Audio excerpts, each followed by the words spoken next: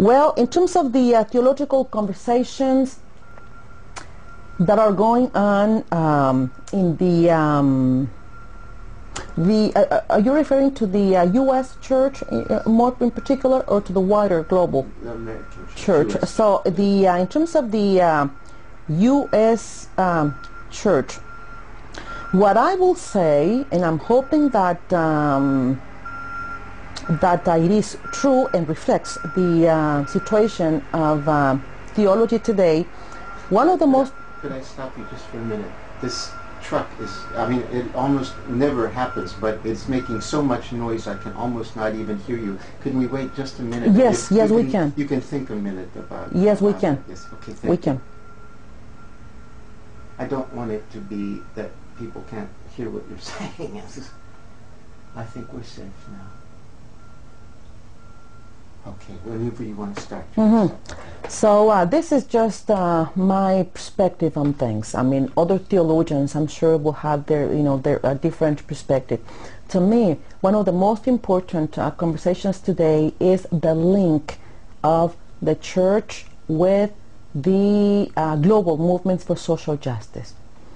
How we in the U.S. church are committed to support, to provide support, to provide resources for the actualization of social justice. That is one of the most important issues that I will say are going on for a significant, not significant, but some theologians who are concerned about the connecting theology, the church, and civil society, or the social movements working for social justice today in the context of the U.S. and also in global terms. The second topic of discussion that I consider to be central is that of the impact of what we know as the new social movements and the shaping of the church, in the face of the church today. I am referring, when I speak of new social movements, I am referring to all those social movements that have emerged in the past, well over 30 years, but more in particular, the new social movements are those who that are aware about the impact of capitalistic globalization on the lives of the poor, about the neoliberal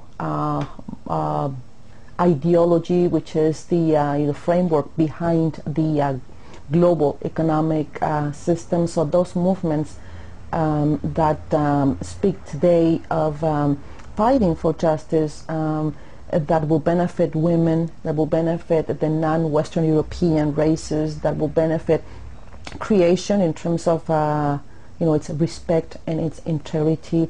Movements connected to the struggles of the indigenous peoples, movements connected to the more democratic forms of the social order. So all those movements that around the world are working for justice. In the U.S., we have a significant amount of movements and of people working in that perspective from the platform of the churches, not just the Roman Catholic, but that all the whole range of the Protestant churches, whole range of the evangelical churches, and Roman Catholics, and black religions, and Native American religions, the influence of Asian perspectives, and third world concerns in general. So to me, one issue of concern is how do we express in a theological form that religious experiences that are taking place around the world. My concern is that a good number, in this regard, I'm going to use the term, a significant number of theologians in the U.S. have no clue of the existence of these movements. They are not aware of that. They continue with their metaphysical approach to religion. They continue with their abstract presentation of religion with no concern whatsoever with the real, with the actual, the historical forces that are shaping today's church and that are shaping today's theology. So that's a huge concern to me. The other topic that must be seen as quite significant in today's discussion is the feminist presence in church, in theology, and in society. I mean, critical feminism is raising to me the most significant questions about the role of religion in society, about the role of the church in society. The feminist criticism cannot be disregarded, by anyone. I do see very positive that in the U.S. there is a great sensitivity to feminist theology, feminist spirituality, feminist issues, but that is not the case in the third world churches. That's not the case. The majority of theologians in the third world seldom incorporate feminist categories, feminist analysis, feminist concerns. But as far as the U.S. Is concerned, I believe that the issues raised by feminist theologians, Catholics and non-Catholic, are posing the most serious challenge to the way in which religion is structured, to the way in which Roman Catholicism functions and operates, and to the way in which we, at the university level, our Catholic universities, are doing. The Catholic university life is another issue that we have seldom considered. Universities, but that's another topic. The role of Catholic universities.